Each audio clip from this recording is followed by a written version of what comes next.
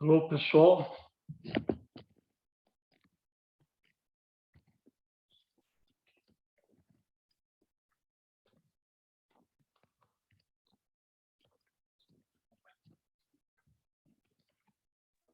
Boa tarde, professor. Tudo bem, pessoal? Tranquilo?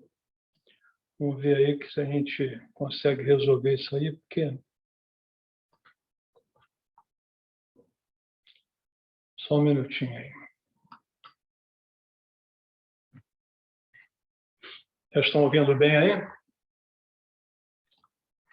Sim, professor. Então, tá bom. Vamos só aumentar um pouco o som aqui. Então, vamos lá.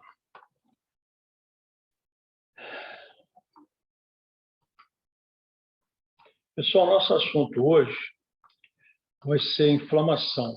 Está marcada inflamação aguda, mas eu vou colocar como inflamação aguda e crônica.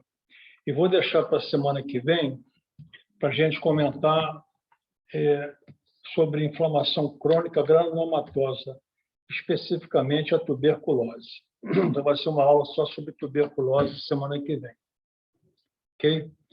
Então, vamos começar, então, nossa aula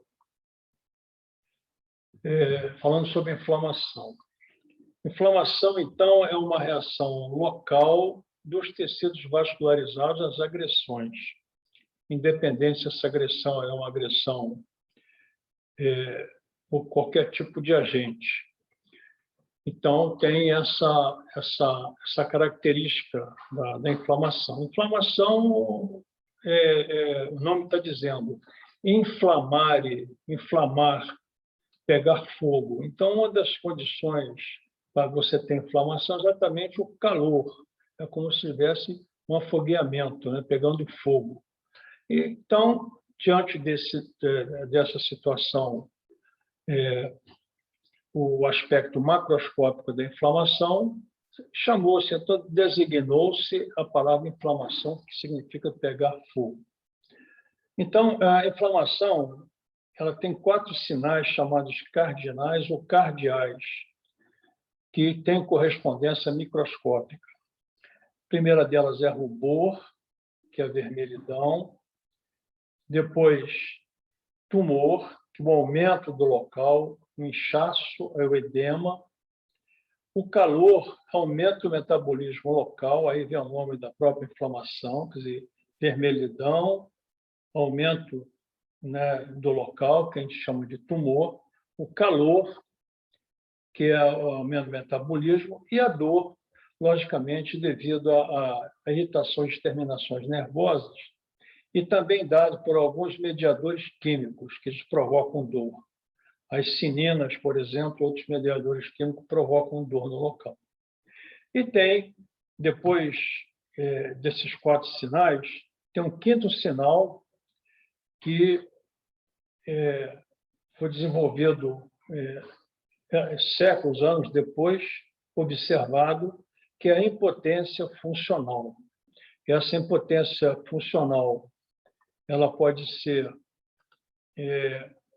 localizada, ou então pode ser sistêmica, ou então ela pode ser transitória, passageira, ou pode ser definitiva. Mas, normalmente, essa impotência funcional, que é o 5º sinal, habitualmente ela é passageira.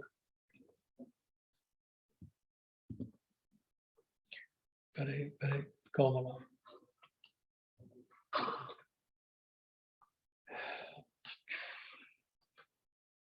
Bom, a inflamação tem... Eu vou colocar algumas frases aqui para depois a gente começar a discutir os aspectos diretos. Ela tem por finalidade destruir, diluir ou isolar os agentes lesivos, ou então as células do tecido que esses últimos possam ter destruído. Quer dizer, então, a finalidade dela é destruir os agentes lesivos, principalmente quando for bactérias, ou então remover também as células lesadas, necróticas, do tecido que aqueles agentes destruíram. Então, tem essas 2 funções. Destrói os agentes quase sempre bacterianos e também remove as células necrosadas. Então, essa é a finalidade da inflamação. Então, daí a gente já vê que qualquer tipo de necrose, ela sempre leva a uma inflamação, diferentemente da apoptose. A apoptose, como é uma morte celular programada, ela não induz a uma reação inflamatória. Quer dizer, quem induz a reação inflamatória é a necrose, seja ela do tipo isquêmica ou do tipo liquefativa, por qualquer motivo. Ok? A inflamação, outra fase também bem interessante, pode ter também nela um potencial nocivo. Ela mesma pode ser potencialmente nociva, dando, às vezes, até nem muita alteração na fase aguda, e pode quase sempre a gente ver na fase crônica. Então, a inflamação, ela pode ela mesma provocar uma lesão, como, por exemplo, a artrite reumatoide e o choque anafilático. Bom, a inflamação aguda, agora aí que a gente tem que começar a entender essas coisas. A inflamação, quando eu falo que é inflamação aguda, eu quero dizer que é uma situação de tempo, é temporal. Mesma coisa a inflamação crônica, também é tempo. Então, a inflamação aguda define-se como inflamação aguda aquela que dura alguns minutos, horas ou poucos dias.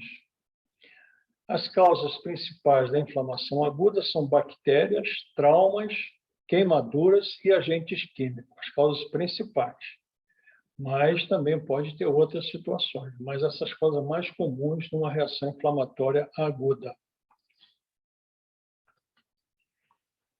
Bom, essa reação inflamatória aguda, ela vai induzir a saída de líquido, no caso, leia-se plasma, né? O líquido acompanhado de proteínas e células do sistema vascular, sendo conhecido como exsudação ou exudato. Então, a inflamação, ela sempre pressupõe o exudato, principalmente leucócitos, principalmente neutrófilos. O exudato, então, ele é constituído por proteínas e células do sistema vascular. Quando você tem a saída de líquido, né, sem pobreza de proteínas e ausência de células no caso leucócitos, nós o chamamos de transsudato. Então, o exudato é constituído por líquido, proteínas e células do sistema vascular, principalmente leucócitos neutrófilos. E o transsudato você não tem, é pobre em proteínas e células também do sistema vascular. O pus é um exudato inflamatório rico em proteínas, leucócitos e detritos de células parenquimatosas destruídas. Então, para que você tenha o pus, que normalmente corresponde a uma infecção bacteriana, são as chamadas bactérias piogênicas, você é um exudato inflamatório rico nesses componentes aí. E os leucócitos são chamados, então, de piócitos. Então, no pus, o leucócito é chamado piócito. Então, a diferença é essa aí. Às vezes, uma inflamação aguda, um exudato, pode conter tudo isso aqui, mas não tem o componente purulento, que é principalmente os piócitos e os restos de células parenquimatosas. Então, pus é uma massa que corresponde quase sempre àquela necrose liquefativa. Vocês se lembram lá quando falamos de necrose, lesão e morte celular.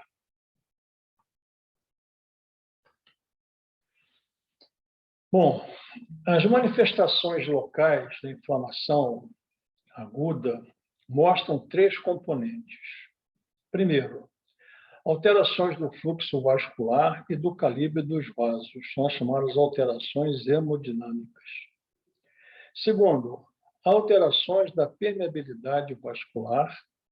E terceiro, exudação leucocitária.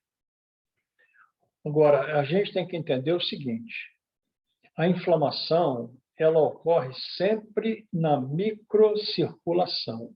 Então, ela envolve vênula, arteríola e capilar, o sentido oposto, né? Arteríola, capilar e vênula. Sempre na microcirculação é que vão ocorrer os fenômenos ou o processo inflamatório. Com essas alterações hemodinâmicas aqui e também da permeabilidade vascular.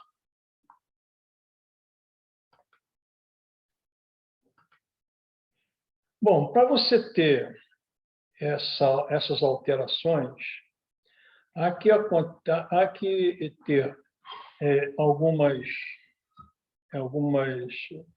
moléculas, proteínas, que vão mediar aquela inflamação. Então, os principais mediadores químicos são esses aqui. A histamina, que são produzidas nos mastócitos, basófilos e plaquetas, mas principalmente nos mastócitos e nos basófilos. O mastócito é uma célula tecidual, próxima quase sempre à microcirculação. Ela é muito próxima dos pequenos vasos sanguíneos, das arteríolas e vênulas.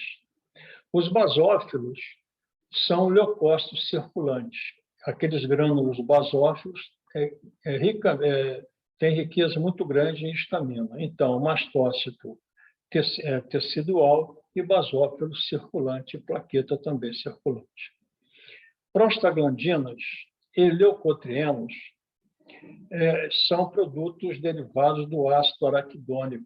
Quando você tem uma reação inflamatória, então esse ácido araquidônico ele é clivado, ele é quebrado, produzindo então as chamadas prostaglandinas e leucotrienos, que também são produzidas nessas células aqui, nos mastócitos e nos próprios leucócitos circulantes.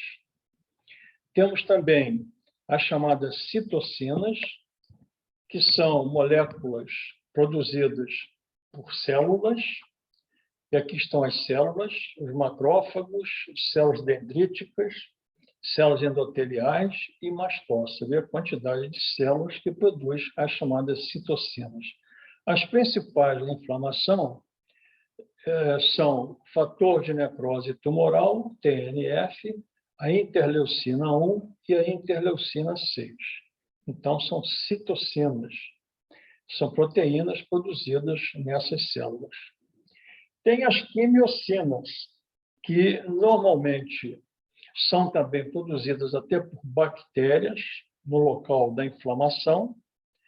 São chamadas, elas produzem a atração química, né, dos leucócitos, e também pode ser produzidas nos leucócitos e macrófagos ativados. Os macrófagos, às vezes inativos, não produzem nada. Quando ativados, além de produzir citocinas, também pode produzir quimiocinas.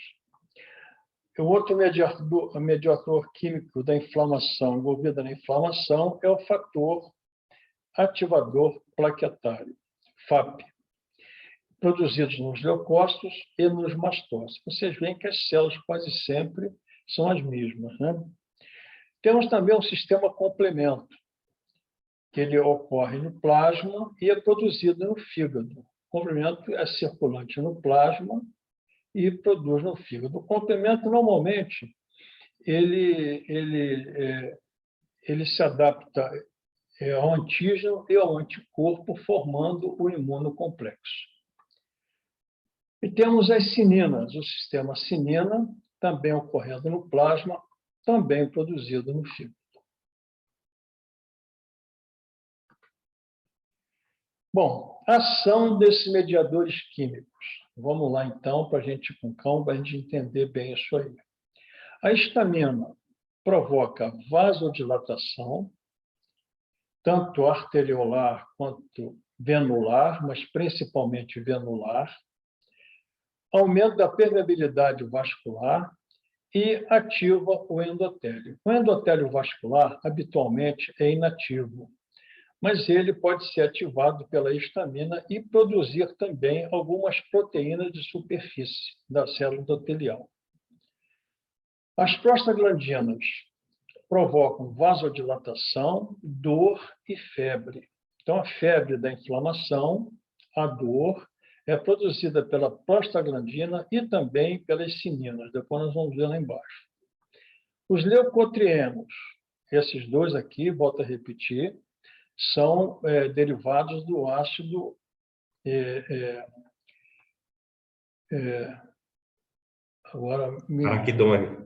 araquidônico. São chamados eucosanoides. Por quê? Normalmente, essas duas têm 20 carbonos. Daí o nome de eucosanoides, por terem 20 carbonos. Provocam aumento da permeabilidade vascular, quimiotaxia, adesão e ativação dos leucócitos. Então, essas duas aqui têm uma função bem importante na inflamação, os dois mediadores químicos.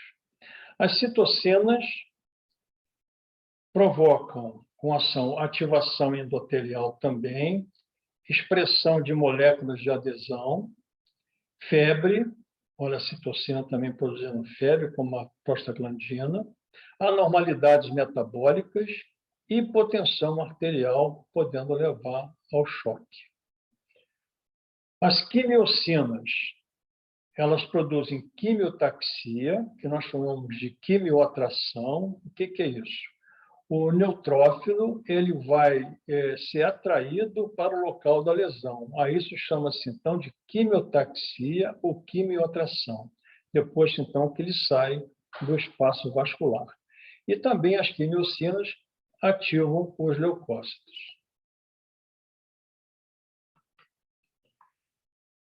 Fator ativador plaquetário provoca vasodilatação, aumento da permeabilidade vascular, adesão leucocitária, quimiotaxia e degranulação das plaquetas, produzindo, então, a histamina. Complemento. Provocam quimiotaxia, ativação dos leucócitos, eliminação direta do alvo por acoplar com antígeno, funciona como antígeno, anticorpo, formando imunocomplexo, e provocam também vasodilatação por estimulação dos mastócitos. Então, quando estimula os mastócitos, é provocada quase sempre pelo complemento. As sininas provocam aumento da permeabilidade vascular, contração muscular lisa, vasodilatação e dor. Ok? Existe também uma molécula que é o ácido nítrico, óxido nítrico. Ele provoca também, vai provocar quase sempre uma dilatação vascular. Ele também, o ácido nítrico é produzido lá no fagossomo. Depois eu vou explicar para vocês quando chegar no fagossomo lá. Ele também provoca dilatação vascular. Bom, alterações hemodinâmicas. Falei que eram aquelas três, hemodinâmicas e locais. Então, são ativadas por mediadores químicos, nós já falamos lá em cima, mas inicialmente por mecanismo neurogênico. No primeiro momento de uma agressão, da reação inflamatória, existe uma vasoconstricção arteriolar por mecanismo neurogênico. Depois, então, começa a haver os mediadores químicos a atuar em cima dos vasos. Primeiro ocorre uma vasoconstricção transitória das arteríolas, mecanismo neurogênico, depois ocorre uma vasodilatação das arteríolas, provocando a abertura de novos capilares. Quer dizer, além das arteríolas, também você vai ter vasodilatação venular. Essa abertura, essa vasoconstricção e a vasodilatação, tanto arteriolar quanto venular, vai provocar o calor e o rubor.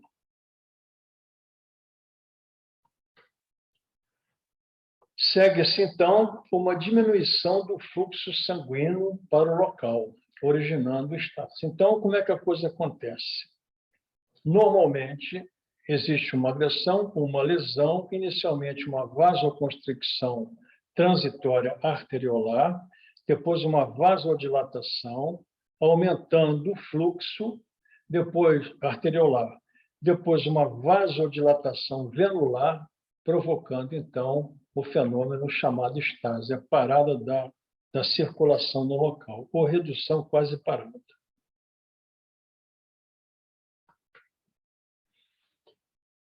Alterações na permeabilidade vascular, que seria o segundo componente, alteração hemodinâmica a nível lá da microcirculação.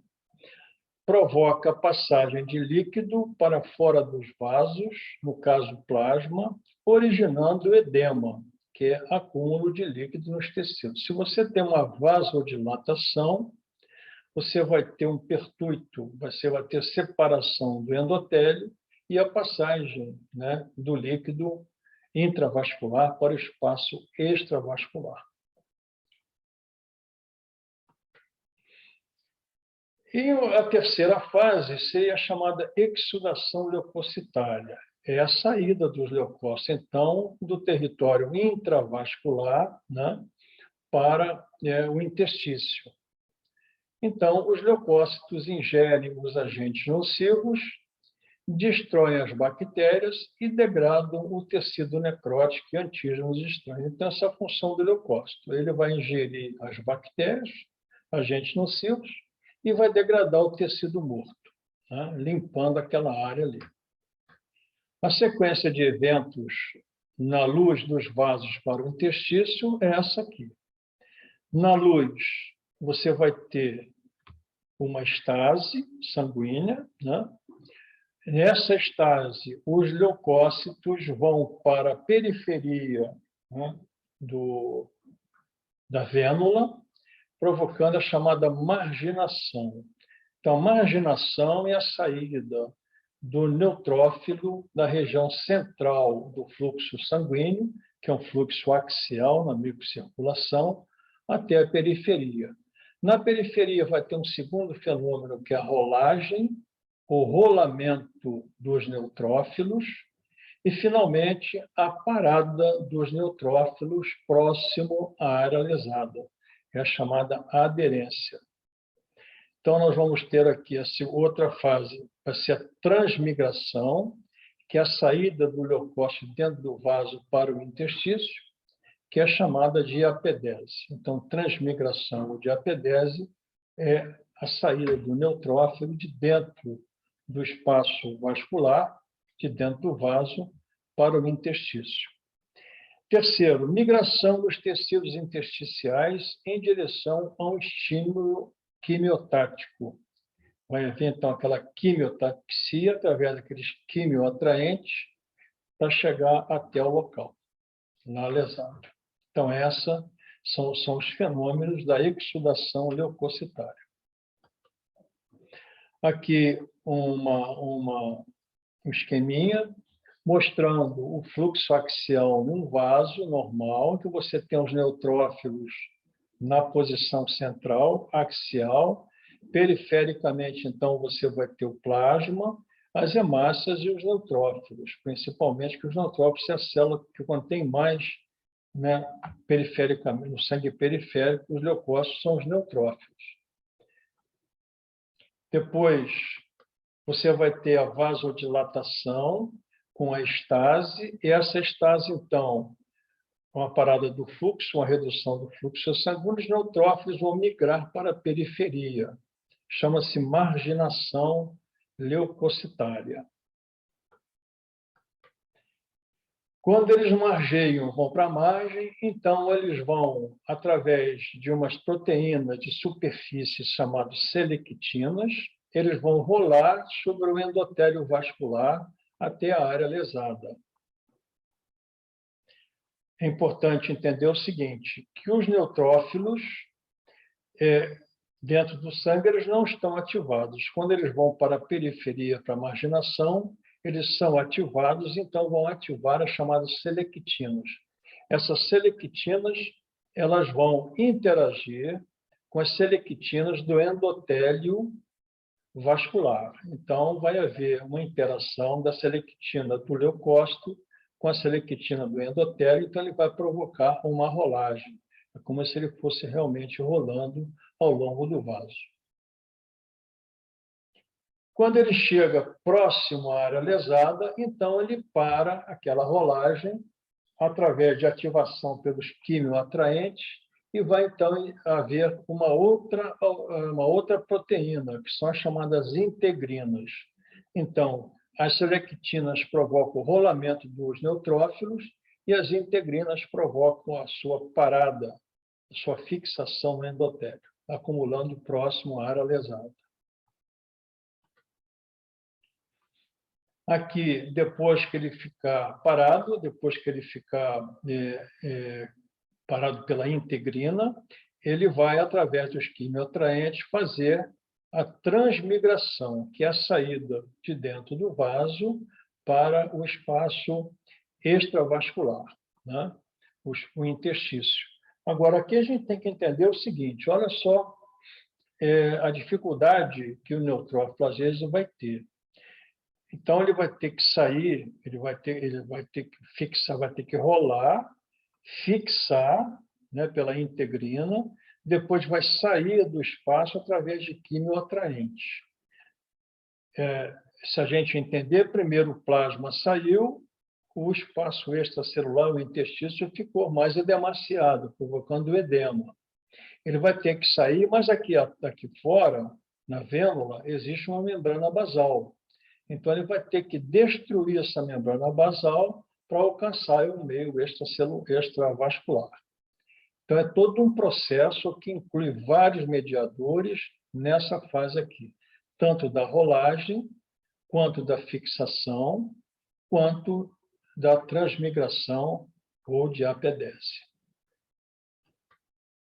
Aqui, então, saindo, o espaço já está edemaciado pela grande quantidade de líquido extravasado, de plasma, os neutrófilos estão migrando para a área através de quimio paralisada, através da quimiotaxia. Então, isso é um fenômeno, na verdade, é um processo. Se a gente entender que existem vários capilares, várias vênulas, várias arteríolas numa área lesada, isso aqui é um fenômeno que pode acontecer permanentemente. É importante também a gente entender o seguinte, que esse fenômeno da saída dos neutrófilos de dentro do espaço intravascular para o interstício ocorre nas vênulas, não ocorre nas arteríolas e nem nos capilares habitualmente. O único órgão em que ocorre essa transmigração, essa diapedese, essa saída, o único órgão que ocorre a saída através dos capilares é o pulmão. Os outros órgãos todos, a saída vai se dar através da vênula pós-capilar.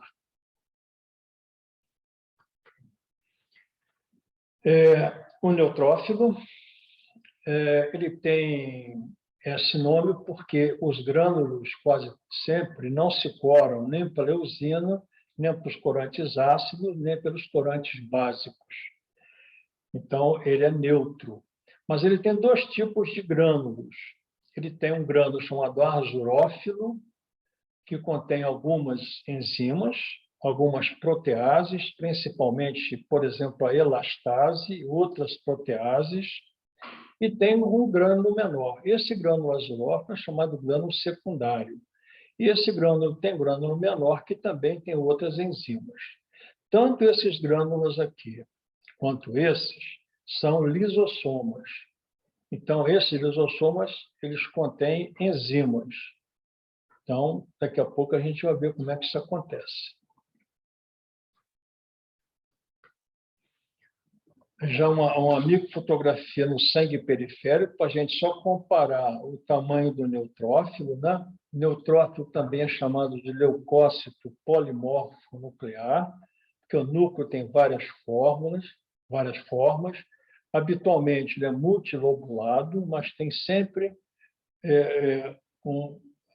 na verdade, é um núcleo só. Ele é multilobulado, tem vários lobos. E o tamanho, em relação à hemácia, é 3, 4 vezes maior que a hemácia. O eosinófilo é outra célula também que ocorre na inflamação. Mas, geralmente, o eosinófilo não ocorre na inflamação aguda, ela ocorre mais numa reação de hipersensibilidade, uma reação mais crônica. Então, ela tem também grânulos que se coram mais pelos corantes ácidos, no caso a eosina, daí é chamado de eosinófilo. Então, também tem um núcleo, mas não tão septado quanto o neutrófilo. É uma célula um pouco menor que o neutrófilo. Antigamente, achava-se que o eosinófilo ocorria na chamada inflamação subaguda, mas esse termo acabou, não se usa mais. Ou é inflamação aguda ou é inflamação crônica.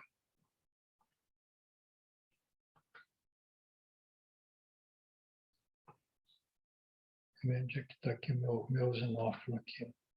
Aqui o eosinófilo, em relação às hemácias, é uma célula um pouco menor que o neutrófilo, aquela dá 2 hemácias para um eosinófilo. Então, tem esses grânulos citoplasmáticos que se coram por corantes ácidos, no caso aí, a eosina. Bom, aqui é um corte longitudinal de um vaso, de uma vênula, em que nós temos todo o fenômeno da inflamação. Então, está aqui a quimiotaxia, para exemplificar a quimiotaxia. Os fatores quimiotáticos para neutrófilos mais importantes são produtos bacterianos, mas também pode ter outras citocinas, etc. Mas são as chamadas quimiocinas, que vão atrair os neutrófilos. Então, como é que a coisa aqui vai acontecer? Então, nós temos o neutrófilo, que está correndo aqui na região central, né? Da região axial do fluxo sanguíneo da vênula. Ele se torna ativado, então ele vai migrar para a periferia, que é o chamado de marginação. E aí ele vai ter na sua superfície a chamada selectina, ou L-selectina, que é a selectina do leucócito. L-selectina é a selectina do leucócito. Ao mesmo tempo, vai haver também ativação da selectina endotelial. Então, havendo ativação da selectina do neutrófilo e da selectina endotelial, ele vai rolando. São adesões frouxas, né? Então, a selectina endotelial é chamada E-selectina. É o fenômeno do rolamento. Ele vai rolando e vai chegar a um ponto que ele vai aderir, que é próximo aqui à área lesada. Essa parada vai se dar principalmente pelas quimiocinas, ou quimioatraentes. Ele para, né? Vai aderir. Antigamente, essa parada a gente chamava de marginação leucocitária. Hoje a gente só chama de adesão. Então, se você tem uma vasodilatação venular, você vai ter o quê? Afastamento entre o endotélio, as células endoteliais. Esse afastamento, então, vai provocar a saída aqui desse leucócito, desse neutrófilo, através, né, de quimioatraentes. Ele vai atrair e vai até o local da injúria. É assim que acontece o fenômeno da inflamação.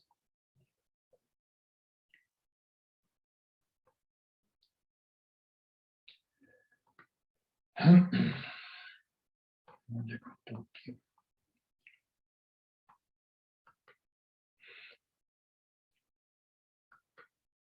Bom, agora é importante para a gente entender. Deixa eu retornar ao slide anterior. É o seguinte, existem algumas patologias de cunho genético, uma patologia especial de cunho genético, que você não há como ativar, né, essa selectina do neutrófilo. Então, às vezes, você pode, né, ter, através de um estímulo para a proliferação na medula óssea, né, uma proliferação muito grande de neutrófilos, você pode ter, por exemplo, no hemograma, no sangue periférico, grande quantidade de neutrófilos, porém, os neutrófilos não estão ativos, porque não conseguem rolar. Então, existe defeito na selectina, eles não conseguem rolar, portanto, eles não conseguem alcançar, né, o meio extracelular. Então, às vezes, pacientes com deficiência na selectina dos leucócitos têm, às vezes, infecções graves, não combate infecção, porque o neutrófilo não consegue chegar, não. Tá bom? Isso é uma coisa interessante. Agora, como é que acontece, né, o fenômeno para a destruição das bactérias? Muito bem. Aqui é um esqueminha que é muito simplório, mas a gente vai tentar melhorar e explicar melhor isso aqui. Então, a fagocitose. A célula inflamatória engloba as partículas estranhas e as destrói através de suas enzimas. Muito bem. Mas sabe o que acontece? O neutrófilo, para ele fazer isso aqui, para ele emitir pseudópodes, né, para envolver bactéria, essa bactéria ela tem que estar revestida por imunoglobulina, ela tem que estar opsonizada. Então, se não tiver opsonizada, o neutrófilo não vai englobar. Então, ele vai englobar, forma-se, então, um vacúolo, que é o chamado fagossomo. Então, esse fagossomo vai internalizar a bactéria. Então, o fagossomo é constituído pela própria membrana citoplasmática do neutrófilo. Agora, é só isso que acontece? Envolveu, destruiu? Não. Então, esse fagossomo ele vai se integrar com aqueles grânulos azurófilos dos neutrófilos e aqueles primários e secundários contendo enzima. Então, eles vão formar o fagolisossomo. Então, nós temos o fagossomo junto com as enzimas proteolíticas. Vão se juntar para formar o fagolisossomo. Só aí, então, que a bactéria ou corpo estranho é destruído. Agora, uma coisa interessante. Aqueles grânulos azurófilos, né, eles também podem liberar enzimas no meio extracelular, não só juntando aqui com o fagossomo. Pode liberar enzima no meio celular, causando destruição celular, independente de destruir bactérias.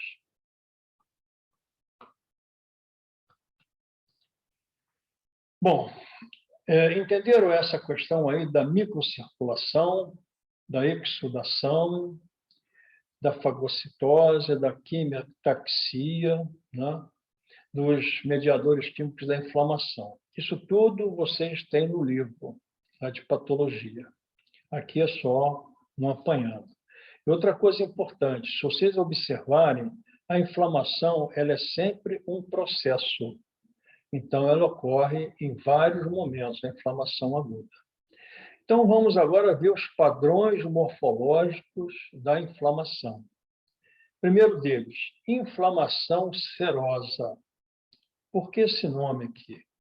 Porque a exsudação, o exudato, ele tem poucas células. Então, tem muito fluido, mas poucas células. O fluido na inflamação serosa não é infectado por micro-organismos. Então, são inflamações assépticas, vamos colocar assim, sem micro-organismos. Acontece mais nas cavidades serosas, é um padrão típico de cavidade serosa.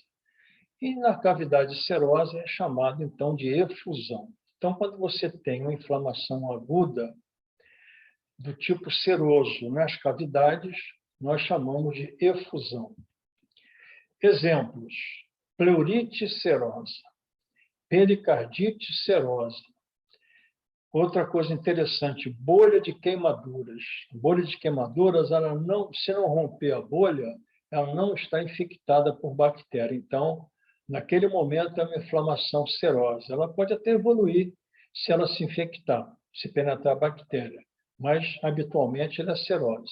Ou então, infecção por vírus. Tá? Também é chamada inflamação serosa. Então, volto a repetir, é mais rico em fluido, com poucas células inflamatórias. Inflamação fibrinosa. Dá-se esse nome pela presença de fibrina no espaço extracelular. Se a gente entender, né, que a saída, né, do líquido do espaço intravascular para o extracelular, você sai o plasma, sempre vai ter fibrinogênio. E o fibrinogênio vai se precipitar em fibrina no espaço extracelular. Então, quando você tem muita fibrina, excesso de fibrina, então você tem uma inflamação fibrinosa. O exudato fibrinoso ocorre em grandes extravasamentos ou na presença de estímulos procoagulantes, células cancerosas, células neoplásicas.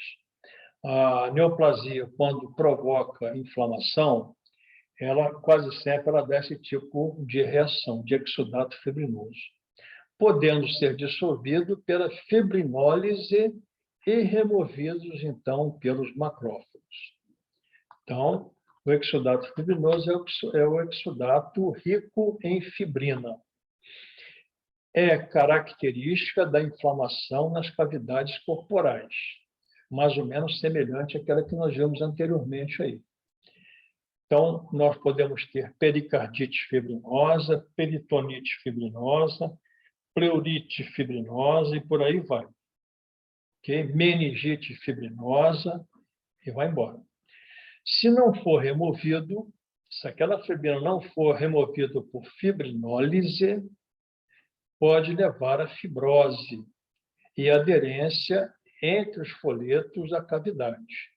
É a chamada sínfise ou aderência. Então, nós podemos ter sínfise pleural, sínfise peritoneal, sínfise pericárdica, aderência entre um folheto e outro, por estímulo ao crescimento dos fibroblastos. Então, se não for removido, pode estimular os fibroblastos a formar colágeno e formar, então, essas sínfises, provocando a inflamação fibrinosa, a consequência, né? É a fibrose. Um outro padrão morfológico é a inflamação purulenta, já comentamos ali do pus. É a chamada de inflamação purulenta ou supurativa. Então, a supuração é a presença de pus. Caracteriza-se pela produção de pus. O pus é um exudato constituído por neutrófilos, resíduos de células necróticas e fluidos de edema. E os neutrófilos, nesse momento, são chamados de piócitos e são causados principalmente por bactérias piogênicas. Staphylococcus aureus, por exemplo, sempre produz pus. Tem várias bactérias piogênicas, né? Mas Staphylococcus aureus é a mais comum delas. Abscesso é uma coleção purulenta ou coleção localizada de pus, geralmente ocorrendo em órgãos ou vísceras sólidas. Então, vamos entender isso aqui. Empiema é diferente do abscesso. O empiema e o piotórax, por exemplo, o empiema, ele é produzido, é um pus que fica na cavidade, não em vísceras sólidas. Ou então em vísceras ocas. Então, vamos entender aqui, fazer um exercício. Um abscesso, uma coleção purulenta que ocorre no fígado, vocês podem até me responder aí. O que eu falo? Eu chamo de abscesso ou de empiema? O que vocês acham? Empiema. Não. Olha só, vou repetir a pergunta.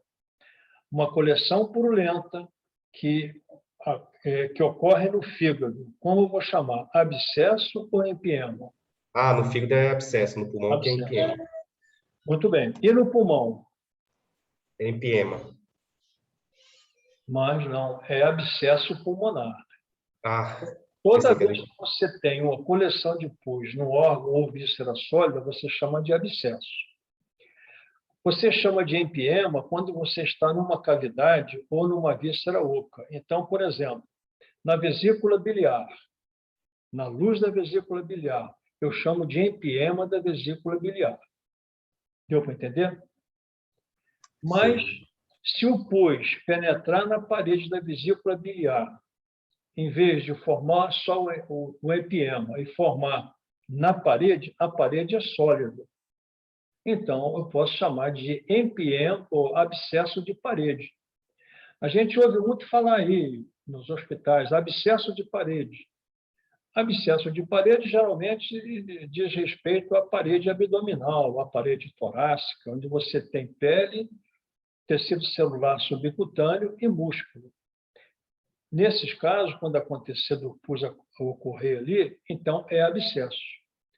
A acne, por exemplo, é um abscesso, é uma coleção purulenta, né, de uma glândula sebácea subcutânea, ali na derme. Então, é um pequeno abscesso, mas é abscesso. Então, na mama, por exemplo, você chama de empiema ou de abscesso? Quando acontece uma coleção purulenta na mama. Abscesso. Abscesso mamário. É assim que a Sim. coisa funciona, ok? Professor, Oi. então, se é uma coleção de pus nas pleuras, seria empiema. Empiema pleural, Entendi. ok? Agora aqui, você viu que tem outro termo. Oi? Não, nada, não, é meu filho aqui. Você viu que você tem outro termo aqui, tá vendo? Piotórax. Sim. Piotórax é também pus na cavidade pleural. Só tem uma diferença entre piotórax e empiema. Qual é? O empiema é uma coleção purulenta muito rica em fibrina. Então, ele costuma formar umas cavidades delimitadas por fibrina, geralmente na base do pulmão, na base da pleura. Então, ela fica mais ou menos presa na pleura por esses locos de fibrina. Então, o empiema ele não se movimenta. Agora, o piotórax não tem tanta quantidade de fibrina. Então, ele fica solto dentro da cavidade pleural. Então, a diferença é essa. O empiema geralmente fica localizado na cavidade pleural, não se movimenta, e o piotórax se movimenta por ter pouca cavidade constituída por fibrina. Viu a diferença? Ok? Sim, sim, professor. Então, tá bom. Então, vamos para frente aqui. Um outro padrão morfológico de inflamação são as chamadas úlceras. Então, o que é uma úlcera? É um defeito local ou escavação da superfície de um órgão ou de um tecido. Olha só, superfície de um órgão ou tecido, por perda do tecido necrótico inflamado.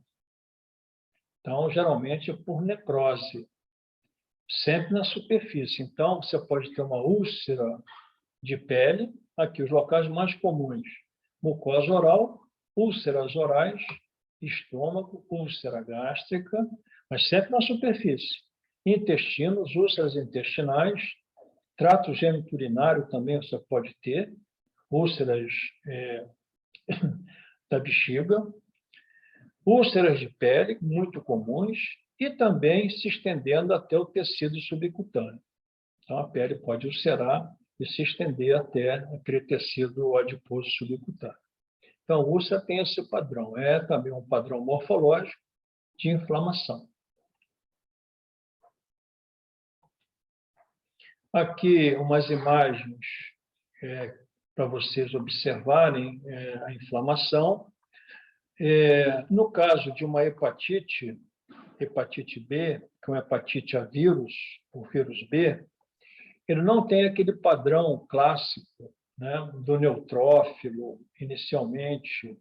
Então, a hepatite, os vírus, quase sempre, ele induz não ao neutrófilo, mas sim ao linfócito. Mas, de qualquer maneira, você sempre tem o edema e você tem a congestão. Aqui, uma apendicite aguda. O apêndice é um órgão auxiliar, ele faz parte do intestino, apendicílio secal. É um órgão que ele tem muito folículo linfóide na submucosa, e ele pode, eventualmente, obliterar a luz e provocando entrada, já com as bactérias intestinais, provocar uma lesão na mucosa e reação inflamatória aguda, com formação de úlceras, que é de superfície, pode penetrar na parede, formando até abscessos, né? E pode também, enfim, perfurar, como esse caso aqui.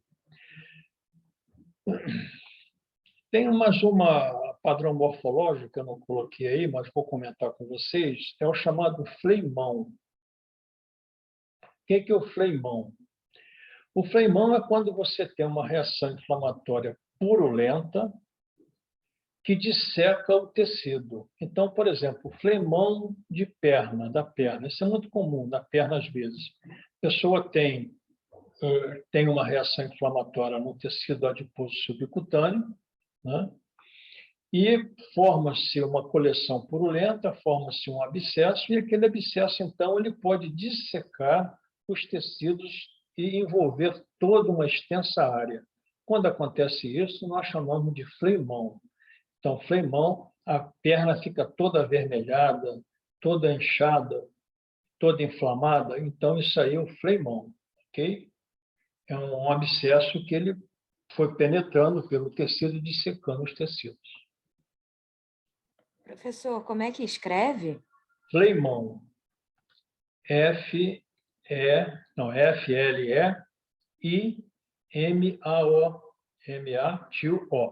Flemão. Ok?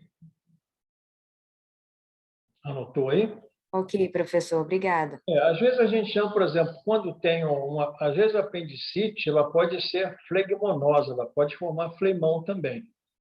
Ela pode ulcerar, penetrar, formar um abscesso de parede aqui e ir dissecando a parede do apêndice até o intestino.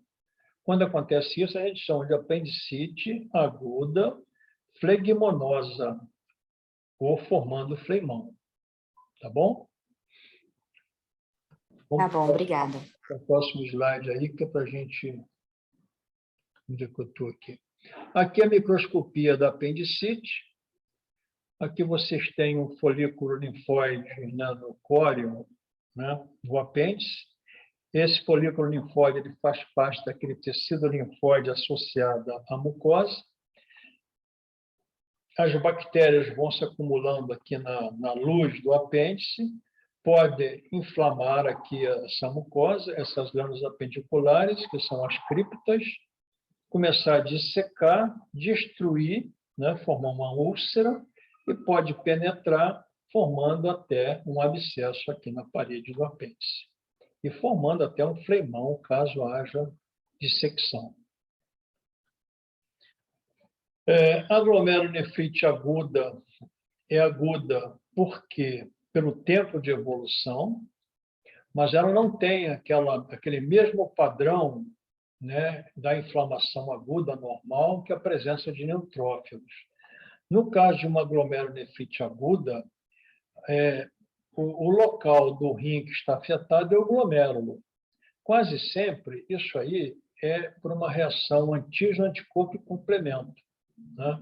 São aquelas glomerulonefrites que você tem depósito de imunocomplexo em vários níveis do glomérulo. Agora, o que tem, às vezes, no rim, que isso é relativamente frequente até, é a obstrução do ureter, que está saindo aqui, ok?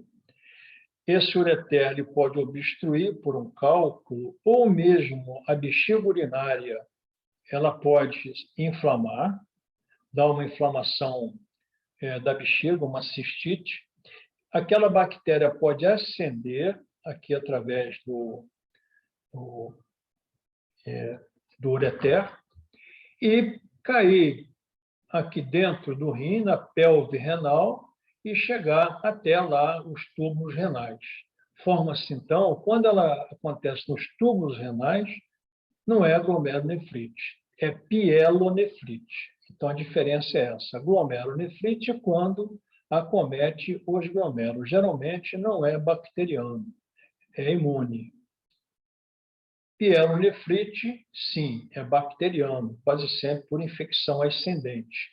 Pode também ter uma infecção descendente, mas o mais comum é ascendente. Nas mulheres, é comum ter pielonefrite, porque a bexiga da mulher ela é menor, a uretra é curta e quase sempre pode ascender e vir a formar a pielonefrite. No homem pode haver obstrução de próstata e também ter infecção bacteriana formando aqui em cima. Agora, deixa eu perguntar uma coisa a vocês. Quando temos uma pielonefrite com formação de pus aqui, como é que eu vou chamar? Empiema ou abscesso? O que vocês acham?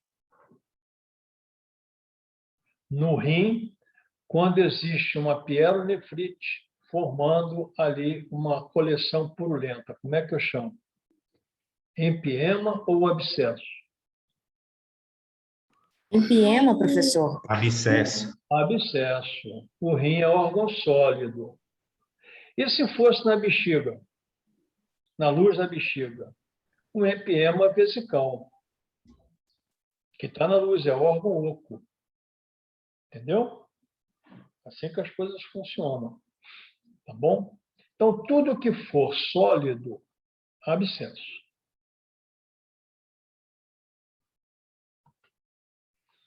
Aqui, por exemplo, um tipo mais especial de reação inflamatória, bacteriana, aguda, né? Em que as bactérias piogênicas quase sempre, e essa aqui, na aguda, o mais comum é o Staphylococcus aureus. Houve uma disseminação sanguínea do Staphylococcus, uma septicemia, uma estafilococcia, e ele vai pelo sangue e vai o quê? Ele vai se instalar nas válvulas cardíacas, dando a chamada valvulite ou endocardite bacteriana infecciosa. Então, essa aqui é com destruição, inflamação aguda, etc. Existe uma endocardite subaguda, também infecciosa, mas subaguda, é dado com a bactéria menos virulenta. Porém, na endocardite subaguda, esse é o termo usado, você tem que ter uma lesão prévia da válvula.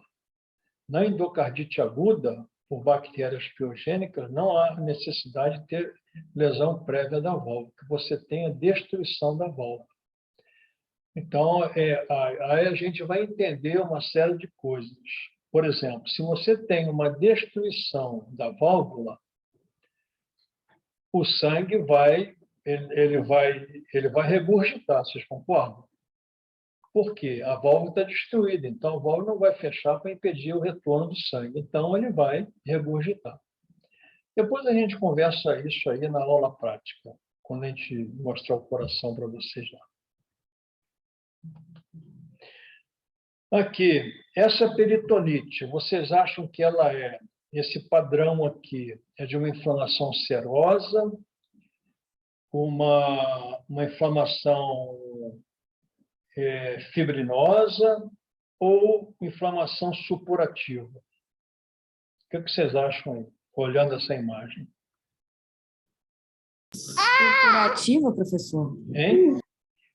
Pois, Supurativa? supurativa. Isso aqui, pessoal, foi uma apendicite aguda que rompeu, perfurou e o pus se instalou, a bactéria se instalou dentro do peritônio, então supurativo. Então, você está vendo aqui várias coleções purulentas. Isso aqui, essa imagem é uma imagem de necrópsia, né? O cadáver está aberto, né?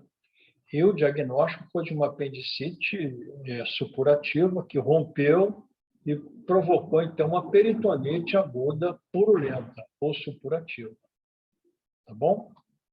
Quadro gravíssimo. Um abscesso mamário, aqui trouxe a imagem, não está muito boa essa imagem, mas aqui vocês veem aqui uma área, ela está sem nada aqui dentro, porque no corte histológico o pus saiu, foi eliminado. Mas aqui um abscesso mamário.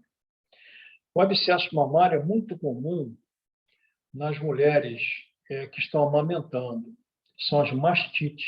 Às vezes a mulher, ou o neném, traumatiza e quase sempre pode provocar essa mastite e a formação de abscesso.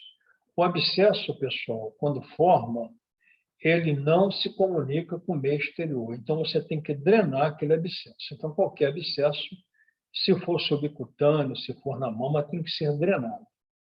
E aí você cura. Tá bom? Bom, alguma dúvida com relação à aguda? Deu para esclarecer tranquilo? Depois a gente vai ver isso aí com mais vagar. Então, vamos falar na inflamação crônica. Não vou demorar muito mais, não. Definição de inflamação crônica. É aquela que persiste por semana. Eu vou falar crônica hoje, pessoal. A crônica inespecífica. Semana que vem eu vou reservar para tuberculose, que é uma inflamação crônica específica. Tá bom? Então, vamos lá. Inflamação crônica é aquela que se prolonga, né? Que persiste por semanas, meses ou anos até. Então, é inflamação arrastada. Ela pode se seguir a uma inflamação aguda, devido à persistência do estímulo inflamatório, é uma das situações. Pode também ser devida simplesmente a ataques repetidos de inflamação aguda. Tem, melhora, depois volta, melhora, volta.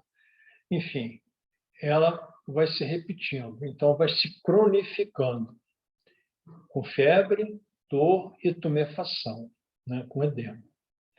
Ela também pode começar insidiosamente, como uma resposta lenta, que nunca adquire características da inflamação aguda. Aquilo que eu falei a vocês. Como ocorre, por exemplo, na artrite reumatoide, na bronquite crônica e na tuberculose. A tuberculose é um tipo de inflamação causada por uma micobactéria, que ela se comporta exatamente como inflamação crônica, sem passar por aquela fase aguda, né, que nós já vimos aí.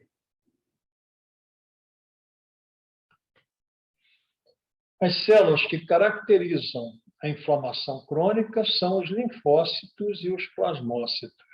Lógico que, se a gente entender, né, que a inflamação aguda é uma resposta,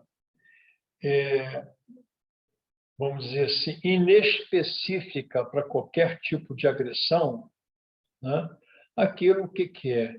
É uma imunidade que o paciente está desenvolvendo. Inata. Todos nós temos essa imunidade. Quando você, depois de ter aquela inflamação aguda, você adquire resistência ou imunidade contra aquela bactéria ou contra aquele agente agressor, então já passa a ser o quê? Uma reação imunológica adquirida. E aí, as células são os linfócitos e os plasmócitos. Tanto pode ser arrastada, quanto também pode ser causada por bactérias na cronicidade. Mas as células que caracterizam a inflamação crônica são os linfócitos e os plasmócitos. Aguda são os neutrófilos e também os macrófagos, mas principalmente os neutrófilos.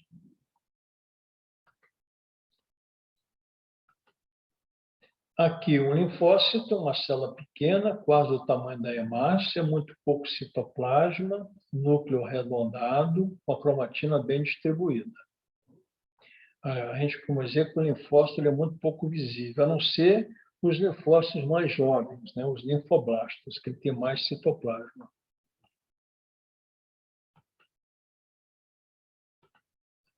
Aqui, uma colecistite crônica, a vesícula biliar é um órgão, vamos dizer assim, né, que está constantemente inflamado. Por quê? A vesícula biliar serve para concentrar bile. A bile, às vezes, ela tem muito colesterol. Então, você tem precipitação de sais de colesterol formando cálculos e obstruindo a vesícula. Então, essa vesícula, quase sempre, ela fica crônica pela presença de cálculos, vai havendo inflamações agudas repetidas na parede, lesando aquela mucosa na superfície, e depois ela vai se cronificar. Mas também ela pode sofrer uma inflamação aguda, né, purulenta, formando um empiema da vesícula biliar. Aqui um exemplo de uma vesícula com vários cálculos dentro dessa vesícula aqui, formando, então, uma reação inflamatória crônica. Aqui, uma pericardite fibrinosa, um padrão, né, de inflamação, aqui no caso aguda, né, com já para cronicidade, formando esse aspecto fibrinoso no pericárdio ou no epicárdio, que é o pericárdio visceral. Isso aqui depois ele vai na cura, ele pode aderir um folheto no outro e formar uma pericardite fibrosante. Pode fibrosar. Aí dá alteração no coração. Aqui, uma inflamação crônica do miocárdio, ok? Outra coisa, nós utilizamos o sufixo iter para designar as inflamações. Então, aqui no miocárdio, então, a miocardite crônica, cheio de linfócitos. Miocardite chagásica, por exemplo, tem esse padrão aqui. Aqui, a miocardite, na verdade, não é miocardite, isso aqui é mais uma endocardite da febre reumática. Aqui está a lesão fundamental da febre reumática, que é chamado nódulo de Aschoff. Esse nódulo de Aschoff, ele é formado por macrófagos e por linfócitos. Ok? Então, são pequenas áreas dentro do coração, geralmente no endocárdio, que vocês têm um acúmulo de macrófagos e de linfócitos. Aqui um outro aspecto da inflamação crônica. Você não vê nenhum neutrófilo aqui, só vê linfócito, portanto, já é uma situação crônica, né? Imunidade adquirida. Aqui uma dermatite crônica, uma inflamação crônica da pele. Você vê a quantidade de linfócitos que estão aqui na derme, aqui nas papilas dérmicas, e se estendeu até a epiderme, formando uma pequena vesícula aqui. Essa vesícula, se ela tiver com pouca célula, pouco leucócito, ela vai ser uma inflamação com padrão seroso. Então, quando você tem uma queimadura de segundo grau, primeiro grau, só vermelhidão. Segundo grau, forma bolhas ou flictemas, né? Forma-se uma bolha. Então, inflamação serosa, ok? É na epiderme ou abaixo da camada córnea, mas geralmente na epiderme. Aqui o aspecto microscópico daquela inflamação da vesícula biliar. A gente só vê infiltrado linfocitário. Os vasos continuam congestos em estase, mas só vê infiltrado linfocitário.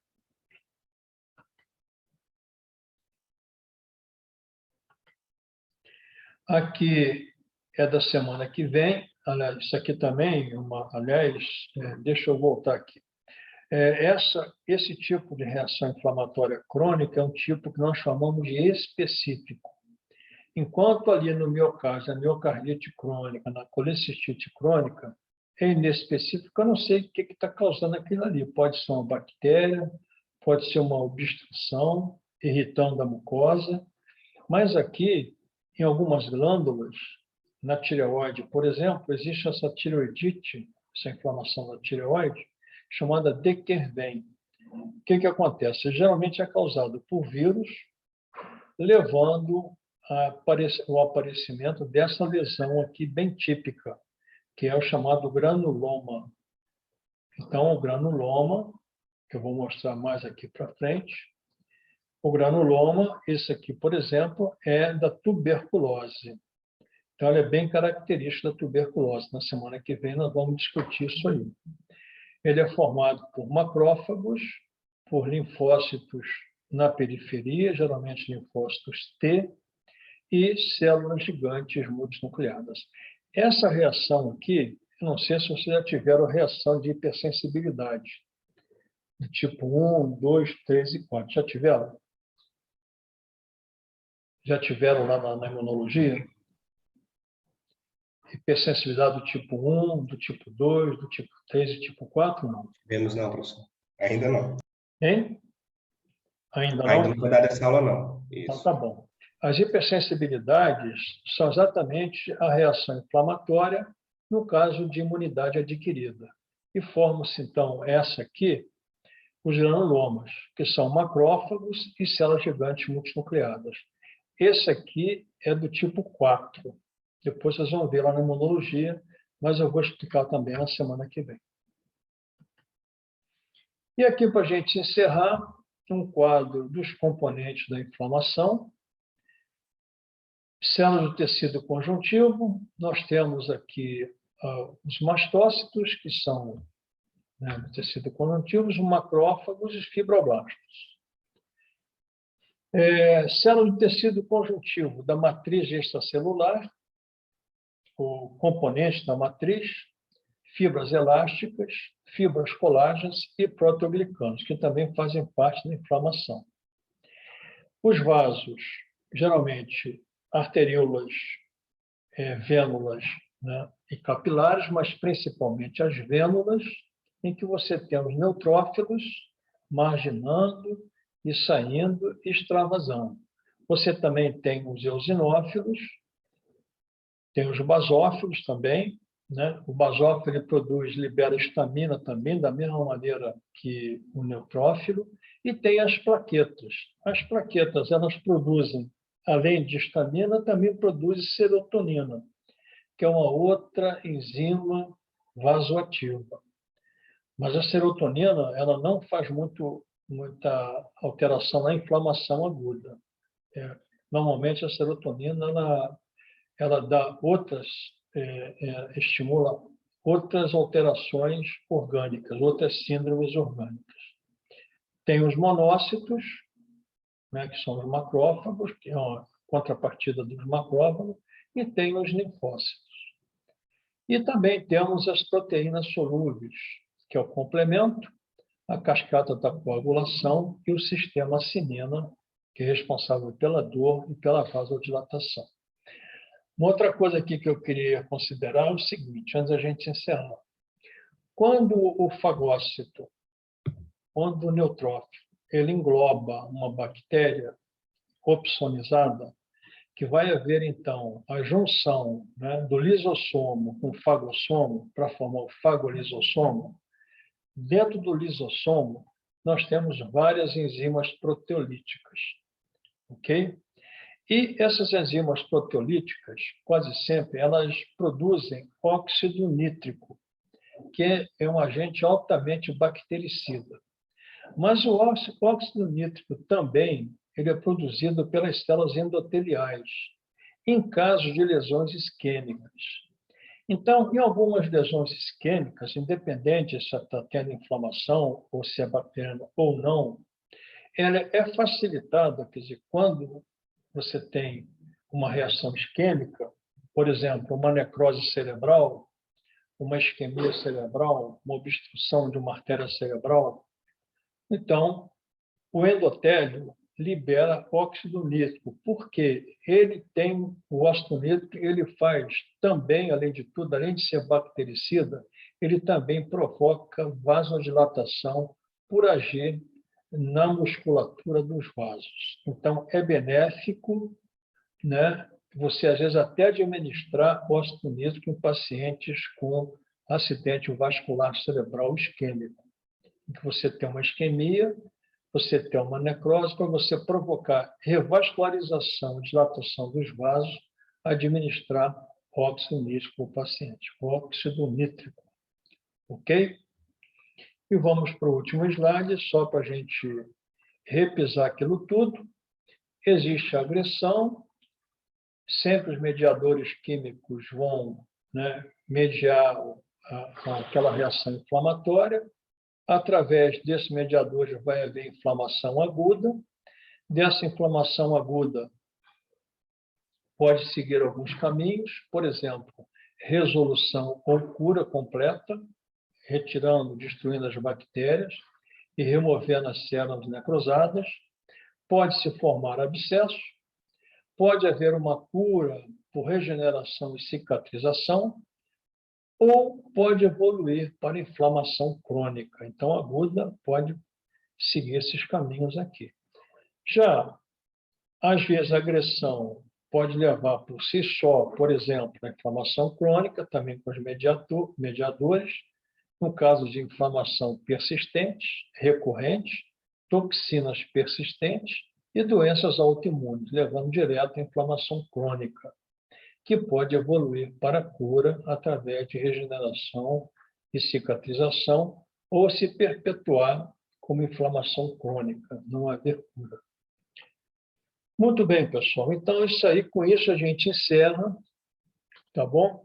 E eu gostaria agora, eu vou deixar ligado um pouquinho aqui no chat para vocês colocarem nome e matrícula. São 3h17 pelo meu relógio. Até 3h30 eu vou deixar aberto aí a aula para vocês colocando o nome para a gente marcar a presença de vocês, tá bom? Ok? Então é isso. Ok, professor, obrigado. Alguma dúvida? Então tá bom. Semana que vem a gente fala sobre tuberculose, ok? Show, valeu, professor. Até semana Valeu. que vem. Um abraço, pessoal. Obrigada. Obrigada pela aula, Abraço, professor. boa tarde. E tchau. Tchau para vocês. Tchau, tchau, pessoal. Tchau.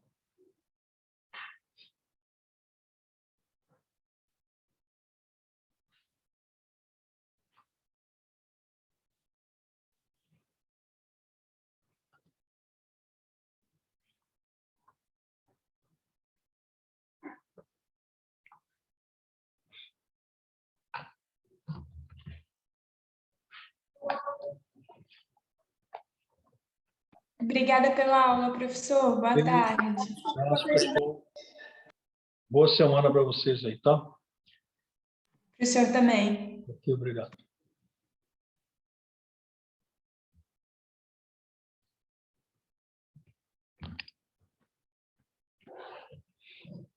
Professor, o senhor poderia me explicar a relação do aumento do exame de dedímero com esses quadros inflamatórios? Doutora, posso falar uma coisa com você? A primeira aula que eu tive com vocês, você lembra que eu falei? Olha só, se eu souber, eu respondo. Se eu não souber, eu vou procurar para responder. Lembra-se disso? Claro. Não, então eu vou procurar, tá bom? Você podia escrever Tá bom. no chat para mim aí, para mim depois dar uma pesquisada e te responder? Você é quem? Escreveu até, eu sou a Tainá. Eu até coloquei no chat se tinha alguma relação com a inflamação fibronítica que o senhor falou agora, eu não lembrei o nome. Eu coloquei no chat na hora, mas acho que o senhor não viu. Eu vou colocar de novo, porque eu tive dúvida. Oi? Pode É falar. que você estava no meio da aula, né? É fibrinose, inflamação fibrinose, eu acho que o senhor falou.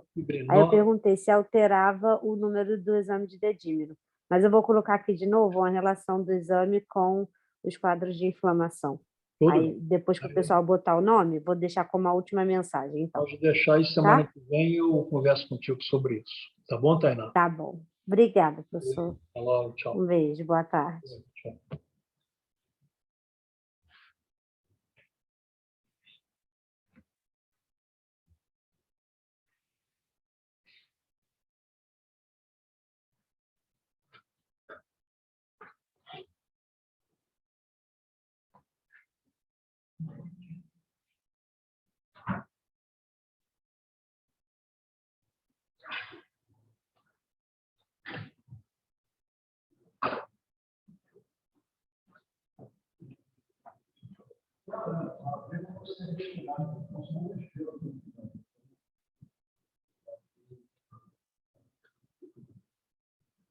Viu aí no chat, professor? Deixei aí.